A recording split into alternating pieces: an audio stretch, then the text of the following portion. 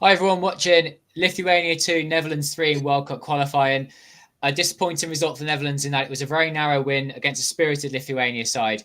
We look forward to hearing your live comments and comments down below if you're not watching live. Get involved anyway and your thoughts on the game, players, and again, more people talking about Koeman out, shameful performance, and see comments already coming up saying that. Abdul, Mike, good to have you here, but who wants to start? Allow me to start, Mike. There's so much pain here. I just wanna, I just wanna get it off my chest. It's a terrible match. The only thing that we can be proud of is just getting the 3 points. But I don't think anyone knew what Kuman was doing. Even Kuman himself did not know what he was doing. Really, it's a terrible match. When you concede 2 goals from Lithuania and you have the best defenders in the world, when they make a remontada and they keep you at the edge of your seat until the last minute, then you have a serious problem. This match should have been so easy. We were talking about winning 3-0, 4-0, 5-0, and look how it ended. We barely made it. It's really worrying. The midfield was all over the place. The midfielders did not even know how to help the defenders. They were so clumsy. They made many mistakes. We allowed this. The match wasn't difficult. We made it difficult for ourselves. Yeah, totally agree. It was all Netherlands doing it. Threw us away. I mean, they're cruising 2-0, very, very comfortable. And then just, I couldn't believe what I was watching for their goal. Just, Lithuania winger was just allowed to take the ball right through the midfield. Shelton made no attempt to try and get it back. He was just jogging back slowly. Statham was running away from him. And then, he was just allowed to cut the ball back. And it was a nice finish from the player, but it's down to absolutely shockingly bad defending. And then Vrij again, horrible for giving away that free kick that you should never have made a challenge there like that. And then, nobody marking probably their biggest threat in the box, which was the big centre back. And then it's 2-2. And in the second half, I just think they looked absolutely devoid of any ideas apart from that Memphis goal and Gakpo hitting the post. There wasn't really any real clear-cut chances in that second half. Just a lack of creativity everywhere. And even when it came to changes, it seemed like they were scripted changes again. It seemed like it got to a certain point, like the hour mark, and then he's got players like standing there that are like, oh, was this scripted? Did he have a bit on a bit of paper? Hour mark, 3 players come on. These are the 3 players. And the only one I agreed with was the fact that he took off De Vrij, who was on a yellow card, who got away with a challenge that easily, if the referee looked at it badly, could have got him sent off. Quinton Timber I thought was absolutely shockingly bad. I thought he was awful throughout the match. He scored a goal, but the goal was mainly down to really poor defending and then a scuffed shot into the corner. Other than that, I don't think he did anything. Shelton gave the ball away constantly and had to try and get it back all the time. Yet both of them stayed on for the whole match. Neither of them came off, and they were both terrible. Reinders did absolutely nothing, but then again, he's played at 10 when he's more of an 8. Sam Stein, sadly, when he came on, I thought offered absolutely nothing. Again, it was all down to whether Dumfries or Gakpo could do something on the wings. And if that didn't happen, then they had absolutely nothing. And Memphis got 2 goals. You have to say they're 2 really good finishes. But other than that, an absolutely toothless, horrible performance from the Netherlands. And they're lucky to get away with 3 points because, if Lithuania at the end did better in their counterattacks, it could have easily been 3-3. When I was watching the first chunk of the game, it felt as if Netherlands were in control and that 2-0 lead was there. We were criticised a little bit in the last show for maybe overreacting for the draw against Poland because of the way that the equaliser was conceded. However, when you look at today's performance, whilst Lithuania scored from their 2 shots on goal, they were both quality goals. You have to look at it as well as that first goal that the Netherlands conceded was summed up quite a lot of the problems that they'd had in that it was lazy. Like, it wasn't just Southampton that wasn't closing the ball down. It was, as you've remarked already, like 3 or 4 players that could have stopped that goal, but didn't. It was lazy. It was like the players thought it'd be easy. So is it Dutch arrogance coming in here? Is it Koeman maybe, I don't know, not getting his players up for the game properly? We've criticised him a lot already. I don't know, but we can talk about it, I guess, in the show. But I have to say, I always stick up for him quite a lot. But Memphis got 2 goals today, became the record goal scorer. So there's a big positive to talk about. And thought they were 2 good goals. Yeah. But like we said, the only threat seems to come from Hatpo and Dumfries. Dumfries with a good cross. Hatpo with a good cross. But it's disappointing. There should be more from this team, more of a comfortable evening. Really up for it to show that they want to play in the World Cup in the summer. But like you said, the script changes, Mike. So the players know they're going to play. They know they're going to come on. The 2 fullbacks coming on, that was definitely planned ahead to give players rest, having done a certain number of minutes. Yeah, there's many things we can talk about. We sort of had 2 minutes each here, a piece of what we think so far, and people putting in loads of live comments, talk about those things already. Where do you want to go from here? I think we could probably start from the start in the starting lineup. I think it was remarked in the last game that people were amazed that Stefan de Vrij even came off the bench in the last game because he hasn't played for Inter at all this season. So you're picking him over Timber, who's been one of Arsenal's best players who can play centre-back.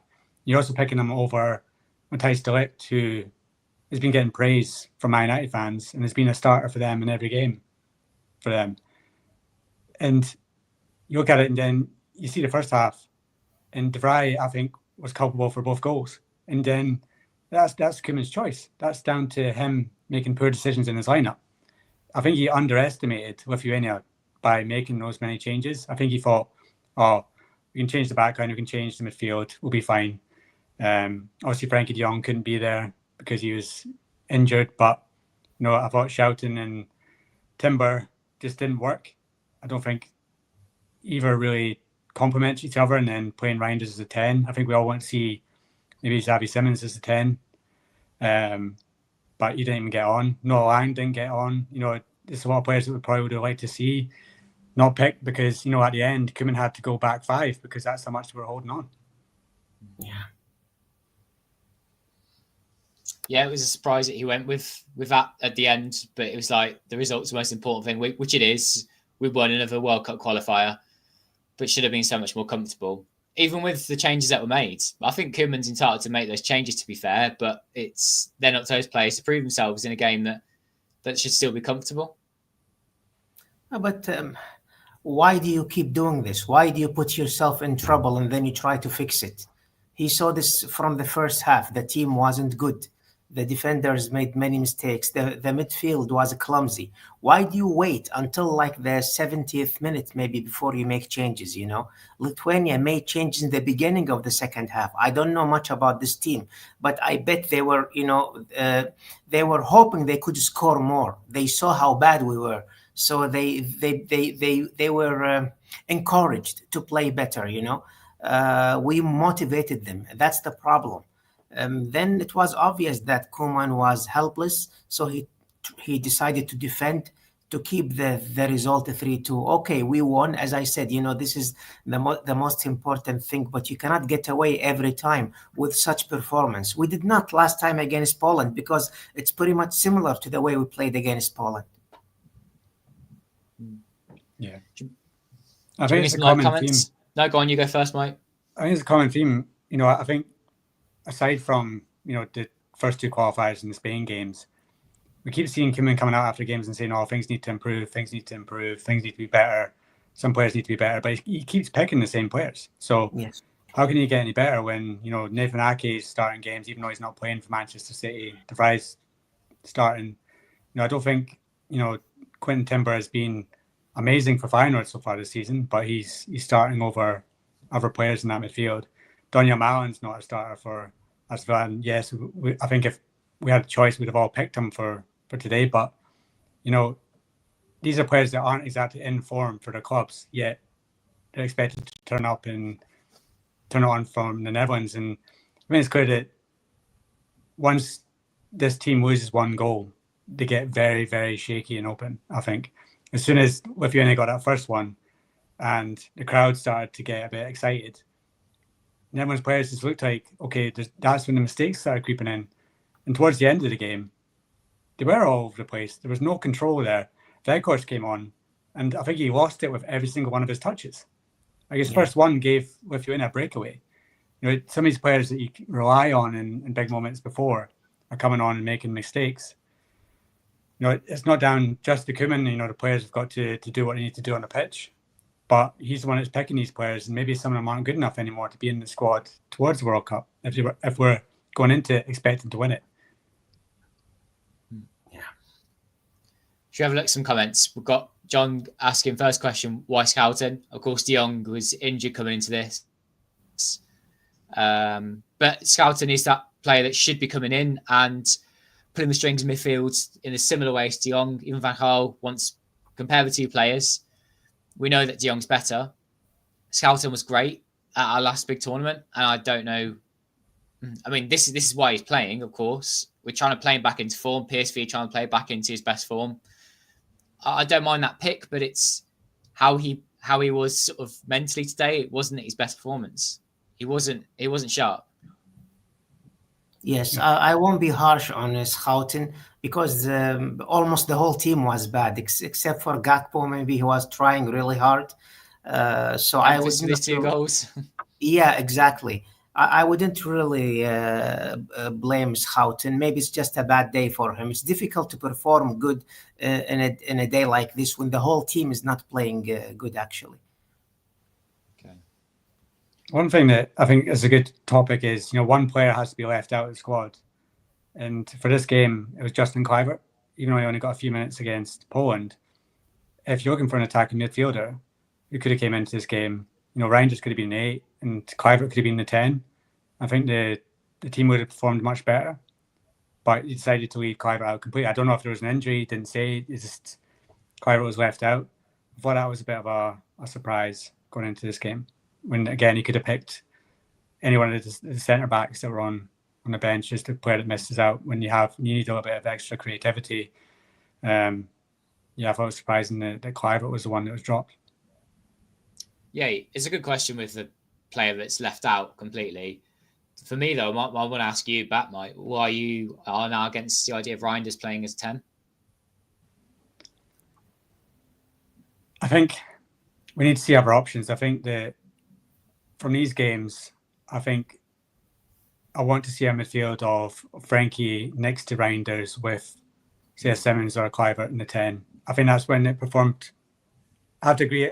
It's when it performed best was against Spain, and that's what it was. So maybe we need to go back to that to see if that helps with the creativity, because I do think it's a big part of it. The midfield doesn't create very much. You're relying on your right back and your left winger to swing crosses in, and the midfield's offering absolutely nothing. I think Reinders probably had one of his worst games for Netherlands today. I don't think he was involved at all before he went off. Well, it looked great when it was Reinders, Frankie, and Kluivert, as an attacking midfielder. Why changing that? They performed amazingly against Spain. We thought that's it. You found the formula, and suddenly you switch back to your old clumsy choices. It's really crazy. I don't know why Koeman is doing this. Well, what can I say? Now there is a match, of course, between Poland and Finland. It's pity that we are hoping for the other results to help us, while we should have won every single match in this group and not worrying about any other results. Yeah, I suppose we don't get too down on what's going on, but of course on another day we draw with Lithuania, and that's really, really embarrassing. A team that couldn't beat Malta. Shahid here says that the counters were so dangerous in Lithuania against the top side. It's going to be much worse, of course. And how about our counter-attacks too? That just like every time we get the ball, we talked about our lack of speed in the team, but it's like every time we get the ball back, we just slow everything down and we're just wanting possession when we could hurt the team. We've got Marlon on the pitch today, play through ball to Martin, play a ball over the top, mix it up, do something different. Yeah. And in the last 5 minutes, I saw stats say that Lithuania had a 75 or 80% possession or something. Yeah, I think that's the thing that really frustrates me is that when you get in attacking positions, there's a lot of these Netherlands players that like to cut back, stop, and then pass it back. They don't always go straight forward and try and attack. It's always, okay, let's stand on the ball for a minute, see what the options are. And by that point, the defence has got back. I think they're lacking somebody in the field that can just get them going forward with one touch, one pass, just anything. There's a bit of smartness in that midfield because, it's constantly stopping the ball, looking, stopping, backwards. Or Van Dijk's got it again. Or maybe lump it forward to Gakpo in a space. He cuts in, tries to do something. It's all very predictable, I think, the Netherlands play.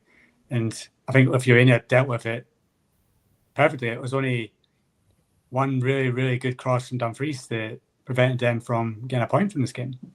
Yes. And I want to see Marlon actually being a little bit more predictable, if this makes sense. Like, I want him to take on the man every single time. I don't like it when he cuts in and he's either on his left foot or he's really awkward on his right foot. I'd rather have him take on the player and use his pace, but wasn't enough for that today. He did it a little bit, but that's when I like Marlon at his best, and we need that kind of opportunity in behind. GC said how bad defending was today, even though we've got all these talented defenders, that wasn't our strength. You'd like to think that we could, win this group, win all the games and concede like one goal or something on the way because that's how good our defenders are. Yeah.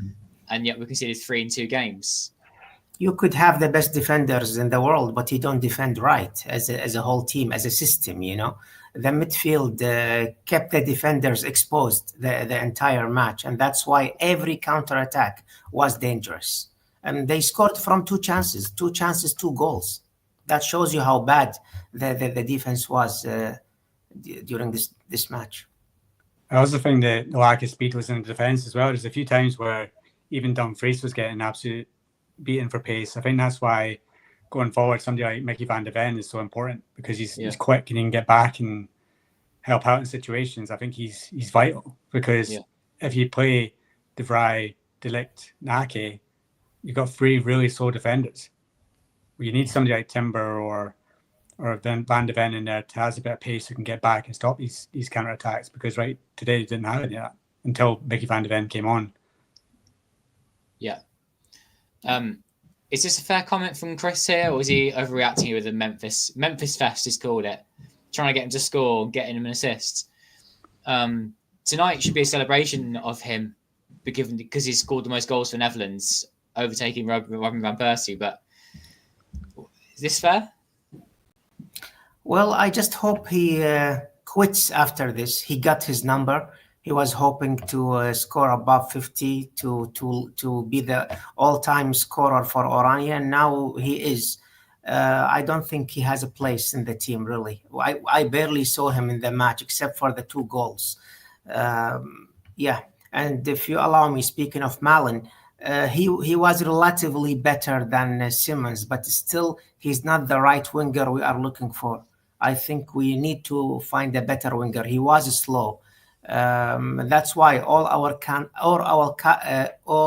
counters were such failures, and that's a big problem, really. If you cannot score from counters against Lithuania, what are you going to do against big names? Yeah, in terms of Memphis, I think the 2 goals were really good. I think they were really, really good finishes. First one was a nice first-time finish into the corner. The header was brilliant. If you put the ball in the box for him and he's hitting it, you can score goals. I think giving him every single set piece to cross, I think it is because there is a lack of options. If you didn't have Memphis taking the corners and free kicks today, who would have? Maybe Gakpo, but that's it. Because the midfield, you got Reinders, Schouten and Quentin Timber. None of them are set piece takers. They're not doing that for their clubs. They're not doing it week in, week out. It's not like Koopmeiners is on the pitch. So I think he does it because he needs to. And also he's not really a threat from, set pieces in terms of height. So, yeah, I think he had to do it today in terms of every single corner and free kick. He's not the best of them, but, look at last week. We scored from one of his set pieces. So yeah, I think it's quite harsh to be critical of him today because he's the one that got us the win. But I think going forward, we need to find a better option than Memphis starts and then for the last 15 minutes you throw in the big man and then just lump it to him and hope for the best, because that's what it is at the moment with Veghorst. You're just lumping it to him and hoping he holds off defenders, and he didn't do it today. So there is better strikers out there for the bench and we need to start using them. More criticism of Koeman's been coming in, and with De Vrij as well. So there's a lack of positivity today. Face palming. The problem with Koeman is what he mentioned, in the press conference. Saying that he didn't know the goal difference will decide, not head to head, for the group winner. And that's a bigger problem, really, if you don't know how the system is, in the qualifiers. And of course, letting De Vrij and Ake, who both are actually subs in their own teams. I don't even think he's watching the players, or he's just picking them by names, really. He's too busy at Telstar games. Yes, too busy at Telstar games. Yeah.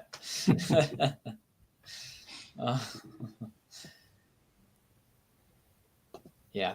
I can keep flashing these up. We've got loads of love comments, which is great. Thanks everyone for bringing those in. I don't know where to go next. Have a look, see what we've got. I think it's pretty dim and gloomy at the moment because that's two bad performances, and when you have two bad performances, there's not really anything we can take from this. I don't think we've learned anything from these two games in a positive way. The only positive is that we're still probably 90% likely to qualify, I would say. And that's the only positive. Unless, Poland go out tonight, win 5-0, then you beat Malta, something crazy, and then pull back that goal difference. But yeah, at the moment, the way it's looking, we're pretty nailed on to be at the World Cup. The biggest issue is that when we get there, if these are still the players that he's picking, then we're in big trouble. It's not a positivity to 2026. Maybe if anyone's listening right now could drop us a comment just to say if they're still feeling positive about this summer's competition. Is there any chance that Koeman gets sacked? There's all of this about Koeman out and who we bring in his place, but what percentage chance is there that he's gone by the next international break? On Zero. paper, Zero, on paper, he will say, "Well, I led Oranje to the Euro semi-final for the first time in 20 years, and he is leading the group." Yeah, and he is leading the group now, regardless the performance. So that could be his answer. I don't think they will sack him for this. And another reason is the commentator made a good point in the game that I was watching is he's one game away from equaling Rinus Mikkel's record of games in charge of the Netherlands national team. So I think he's not going to get sacked with that stat to match him having played under him. I think that the KNVB would give him that.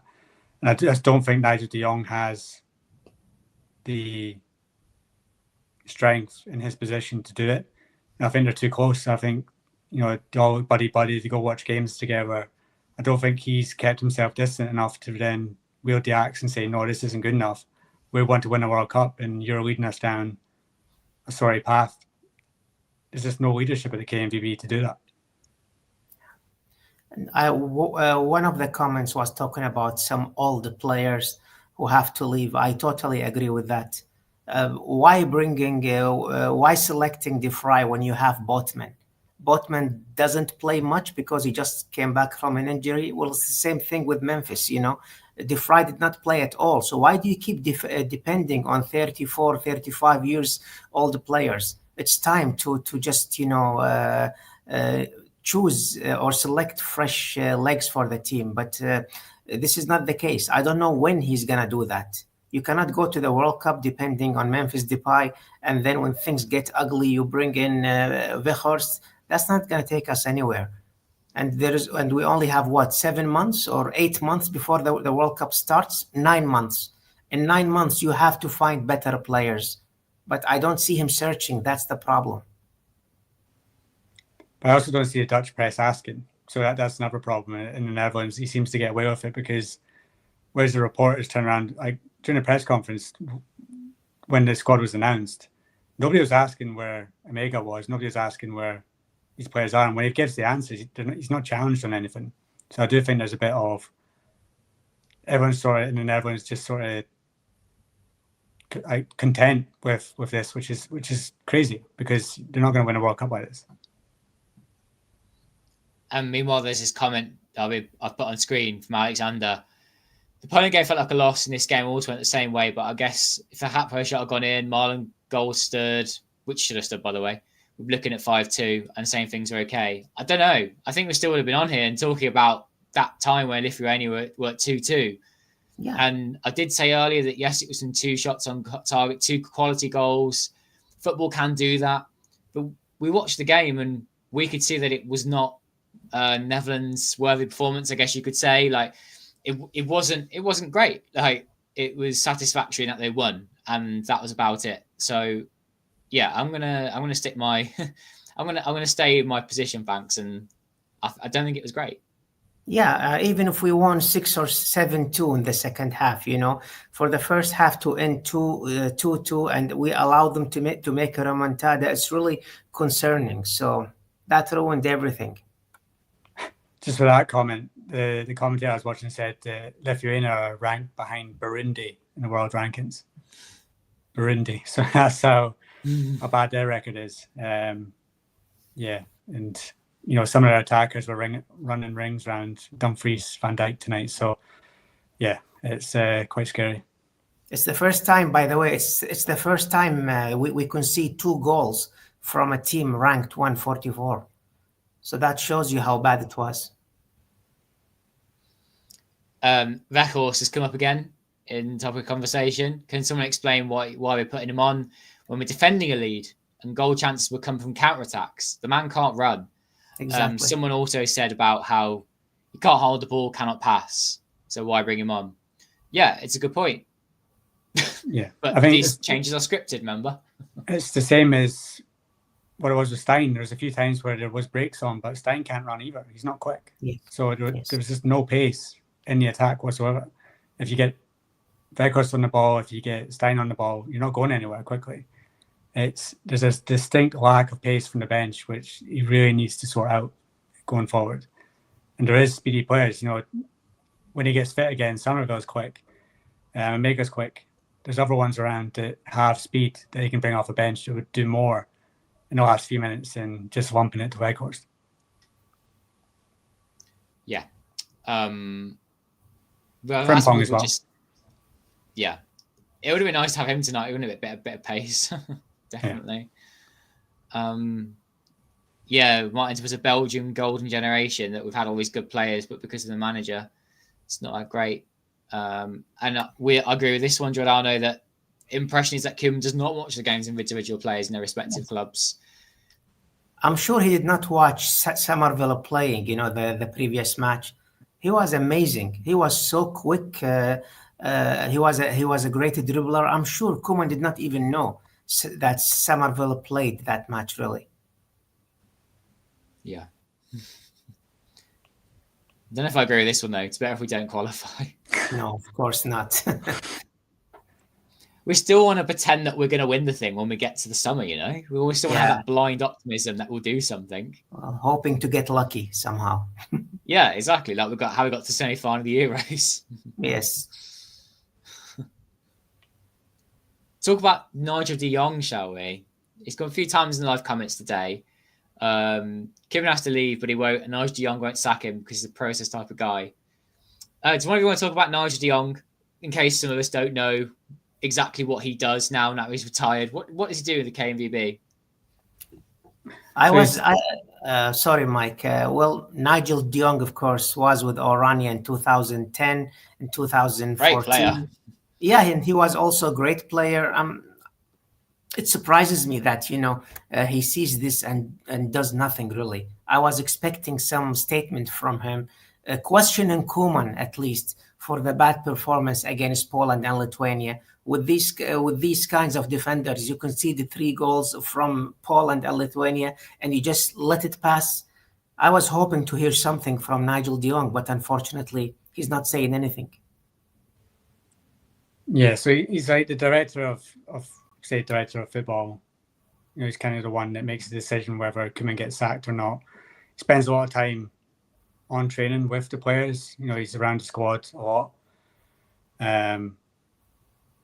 He's always there at games with Koeman, watching players. Many Eredivisie games. He's at the big matches, the PSV games, the Feyenoord ones. I think what we'd all like to see is maybe one of them at like a Bologna game or one of them at a Strasbourg game to show that they're actually looking for players rather than just going to Ajax, PSV and Feyenoord games and Telstar. But, that's asking too much to ask them to actually travel and look at players. I think that he needs to show more leadership. I think it's not good enough. But as long as the players are happy, then he's not going to change anything.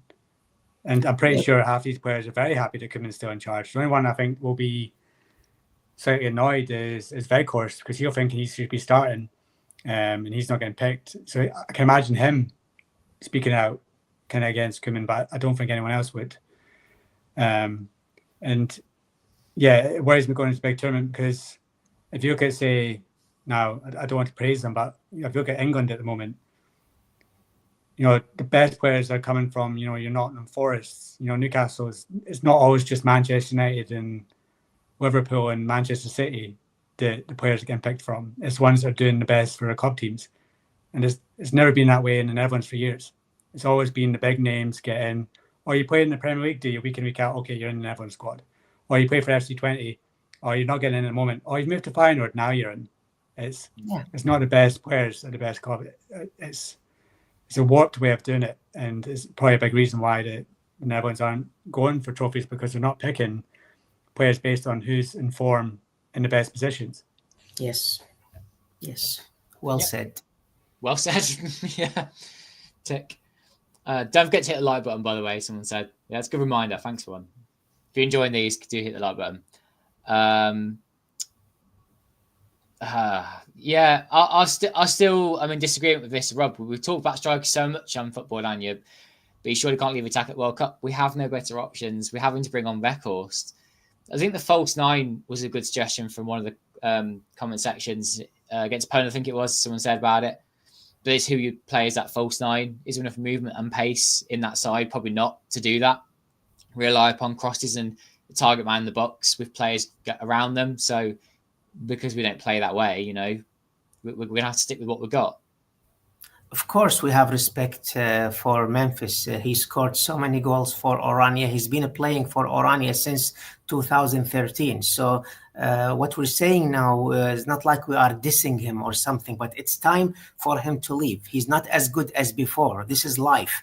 When you get old, you just have to quit. He became too slow now. He barely moves in the match. We barely saw him except for the 2 goals, of course. So maybe it is time for him to leave indeed. And look for other strikers. We have been mentioning many names, Meerdink, or maybe false number 9. We talked about Simmons as false number 9 many times, but Koeman will never listen, unfortunately. He's well known for being stubborn. This one surprised me, about calling up Joey Veerman. No. I'm not really sure there's a place for him in our squad. You can think of 8 to 10 names before you start thinking of Veerman, really. We have so many good players in the midfield nowadays. Yeah, it might not be a popular opinion, but I think even somebody like Zirkzee offers more in the number 10 position than Veerman does now. Yes. Thanks for loving, guys. Hey. Love you guys coming on too. Thank you. Highest quality according to Lars.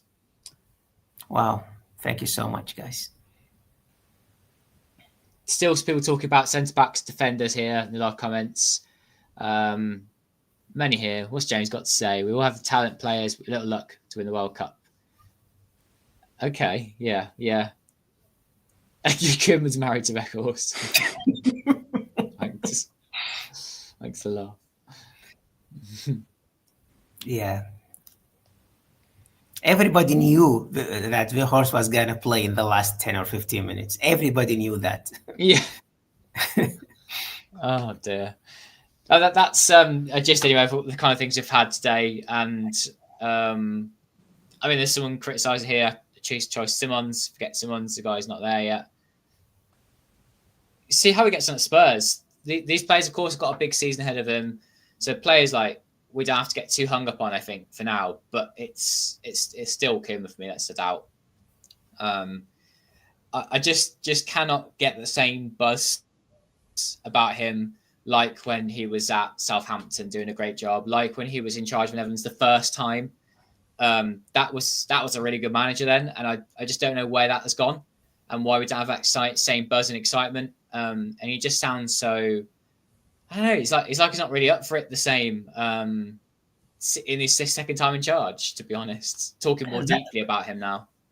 That's what really surprises me. I mean, in his first spell, he had Diron, Babel, Promes, Van de Beek. None of these players will have a place in this squad, even if they are playing at their best level. But he got a tune for them, didn't he? Exactly. He made it all the way to the final. The team was performing amazingly, and we overcome the group of death. We had France and Germany. We defeated them both. I don't know where all this have gone now. You have a better squad. You have a much better squad. Then why do you perform like this? Yeah, I think even ESPN came out with an article yesterday that used some stats to say that Netherlands actually has the best midfield in the world if you start with Ravenberch, Reinders, and Frenkie de Jong. I don't think they've ever played together like the best midfield in the world, but on paper it should be. And yeah, it's about who can get the best out of it. You potentially have the best defense in the world, potentially the best midfield, but then nothing in attack because he refuses to bring anyone new in. But yeah, I think the main concern is where does it go from here? Does Koeman learn any lessons from this? Come October, will there be massive changes? Will players get dropped? Probably not, and it'll be the same. And then if you limp towards the World Cup, you'll think everything's fine again.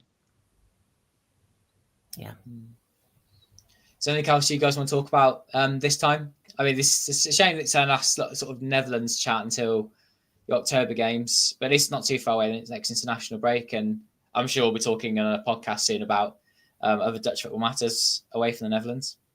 I will try to be positive. When Koeman took the job for the first time, he took Oranje from hell. The team was performing bad. In a month or 2 months, the team suddenly became strong again and led the group in the Nations League. So it's not really a matter of time. It's about the good selection and the good managing. So hopefully he changes until we have a month now to play our next 2 games. They will be very important, of course, to win both of them. So hopefully we see a better performance by then. Yeah, I think Koeman's got away with one tonight, because if that had ended 3-3, I think he would have been sacked. I think he really would have been sacked. Really? If he had dropped points. Yeah, I think if Poland had won tonight and they dropped points against Lithuania, I think that would have been the one. I think he's now holding on with the skin of his teeth after tonight. And do you really though? Like, is he really? Not do you think? Is he actually in danger of losing his job? I just don't think he is. I don't think he is, because the players are bailing him out.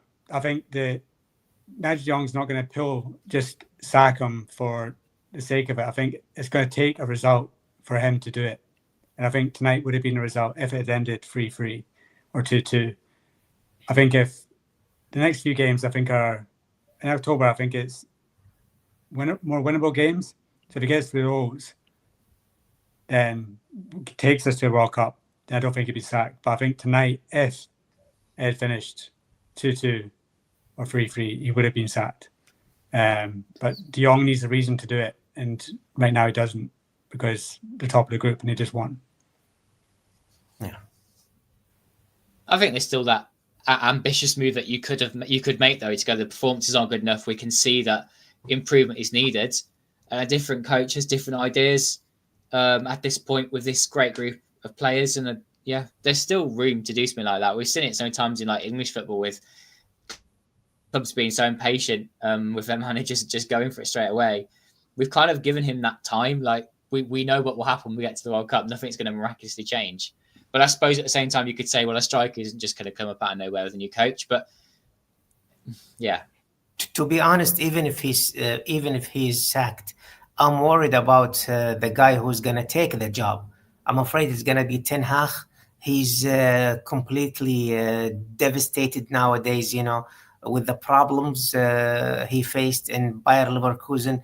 I'm not even sure if he's ready to take the job because he's the only one in the picture. I cannot see any other coaches that are ready to coach Oranje, Yeah, I think if they had to pick somebody new now, it'd be an ex-player. It'd be a Van Bommel. It'd be Van Bronckhorst. It wouldn't be like a tactician. It would be a name. Yeah. I think Van Bommel just turned down the FC Twente job, so I think if it came up, he'd be the first name on the list for it, which I don't think would be the right pick given the fact that he's not really done anything.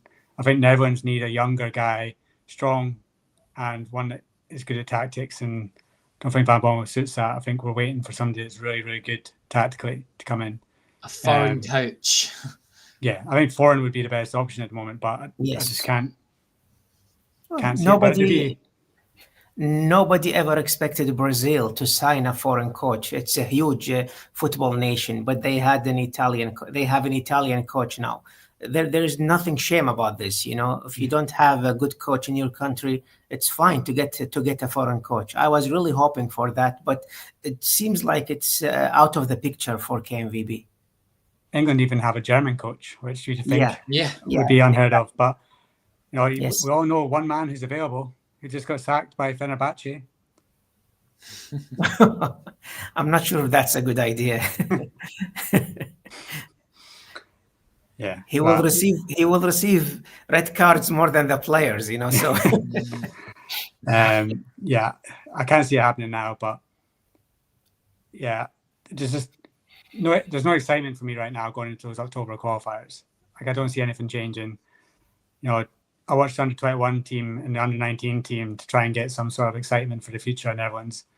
Even under-21s were so disappointing in the summer, but at least under-19s keep winning, so there's something. But just eventually something will happen, but we're not there yet. We've got the October games anyway, looking ahead. We've got Malta away on 9th of October and then Finland at home on 12th of October.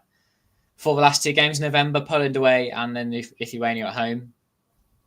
There's enough winnable games there. This should not be a problem, should it? But only four, competitive games until the World Cup. Well, even if we lose to Poland, we will qualify. But will we be happy? Will we be confident? That this is the problem. Yeah. Yeah, that's what I mean about October. You'll go into those games, you're probably going to beat Malta 5-6-0 away from home. Then you're going to beat Finland at home. It'll probably be a struggle against Finland. Maybe another 2-1, 3-2. But he's done it. He's got the wins. And then you look in those two final games thinking, oh, well, you can lose one of them and you still go through. So, it's painful at the moment. And, Poland can do him a big favour tonight by dropping points against Finland at home. I can't see it. I think Poland win that game. But, it'd just be such a common way of getting to the World Cup by finishing on the same number of points as this Poland side and scraping through on goal difference, which you didn't even know was the way that you got through. Yes. I'm all about to wrap up, but we had a bunch of comments talk about the new coach idea. Wittenhag, some saying no, not good. Van Gaal again. We all know he would, though. We all know he would. Peter Bosch, Gareth Southgate, Jurgen Klopp. Who else? Yeah, that was to do with the other one, wasn't it? It's an hard back to go ahead, Eagles. Or Volendam. Dick Advocaat. No. I do think the Netherlands would benefit greatly from a foreign coach who comes in who doesn't really know the players and just sees it with a fresh pair of eyes, can come in, make the big choices, like dropping a Memphis or a Weghorst and going for players that play in France and Italy and stuff like that, because he'll go and watch them. Whereas I think if Koeman gets sacked and bring in another Dutchman, an older Dutchman, is just going to pick the same players over and over again on name. Yeah. So not Danny Blind then? God, no. I don't know if you heard, but he was trying to get Ajax to sign Daley Blind for the fourth time, and then it was only the higher-ups at Ajax that stopped it from happening. And probably kept trying to sign him for Farioli and then again for Heitinga, and then that's why he's left, because he wouldn't sign his son again. So that's the sort of person you're dealing with Danny Blind. You'd bring back Daley Blind. Yeah. Just sort of randomly mentioning head coaches now, aren't we? Brian Prisker, Anthony Correa, Roger Meyer. I would like to see a Netherlands team line up with 2 defenders and 6 attackers on the pitch. Yeah, and Dick Schroeder. Yeah. Yeah. You score 4 goals and then it ends 4-4. Yeah, I know. Well, the only one who's in the picture right now is probably Van Bommel, as Mike said. I cannot really imagine any other. Yeah, exactly. I don't think Gio is a good coach. He was a great player, but I don't think he is a good coach. Really, he doesn't know how to defend. He made so many mistakes with Feyenoord, despite winning the league with them. And I'm not really sure, but I think part of Liverpool defensive problems nowadays is him being in the coaching staff. I just thought of something that might be quite fun. So if everyone that's in the live comments is happy to do this, could you just tell me the country that you're watching this from right now? Go. Yeah, let's see. Let's see.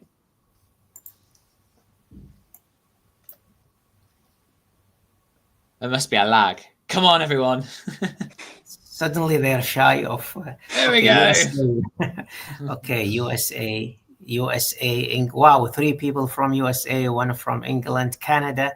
That's nice. Sweden. Okay. Cuba. Nice. Cuba, yeah. That's elaborate. Canada, Sweden, yeah. USA. Many fans from the USA. Kazakhstan, okay. That's nice. Yeah. Oh, wow, there's more. Canada or Trinidad, okay. That's exotic. Yeah. Only 1 from Europe, actually. Only 1 from Sweden. Canada. We have a handful of UK followers too. I wonder if they're not watching this one. But yeah, I mean, it just goes props to Mike. Like this is your baby, Mike Football-Oranje, and you started all this. And but obviously, people around the world need this. Look at this. Hey. Okay. Yeah, none of the people taking a podcast are from the Netherlands. Scotland, England, Kuwait. So yeah, I mean, Netherlands have fans all around the world. It proves that the people that come in want to see them do well are from all around the world. So we just need to eventually get that time that to win something, and then we'll all be happy. Somebody is mentioning Serena's name. Maybe she will be a good option. Seriously. It's going to take like a jump, isn't it, to do something like that? Yeah. Brave one, but why not? Yeah. Got one for Canada as well. Canada. I trust ladies more than men in coaching, so she might discipline the players, To the question, I'm in USA, London, okay. I'm going to take this opportunity as well, since we're about to finish. I've talked about the Football-Oranje scarves a fair bit now. So if you got yourself one, like, sorry to mention it again, but Michael did get himself one here. Saying the scarf's awesome, and you can still get yourself one. There is still a link in the description on YouTube. So if you want to support Football-Oranje and keep it a free podcast, with prices rising to do this like live stream the way we do it via StreamYard, you can get yourself one. They deliver all around the world, which is I have mine. It's made it to Kuwait, so thanks everyone. And any questions about scarves, you can always let me know in the comments, and I'll happily answer them. But thank you everyone. Thanks for joining us. It was a bumper long show today, since the last one was a little short. And I think it's time to go now. We've got Maurice Stein mentioned as a potential Netherlands coach. Oh, no, thank you. Scraping the barrel. Okay. Well, if you didn't watch it live, please drop a comment down below. Press the like button. Help Football-Oranje grow. Help us get some new followers that are, all over social media, YouTube or elsewhere. And I guess, Mike, player ratings done or about to go up on the website? Still to be done. So still got to do them. I don't think there'll be anyone standing out too greatly. It's been a painful one for the player ratings. The last ones weren't too great against Poland, and it's going to be the same again here. But they'll be coming up later on tonight. And of course, on Football-Oranje, there will be lots of Eredivisie content coming up, but also Champions League, Europa League, Conference League is going to start. So we'll be covering that across our platforms. So just, more excitement in the Dutch football world. Lots of football games, always football, 2 games a week, but we love it. So I think till next time, we'll see everybody soon, and hope Holland up. Bye. Bye.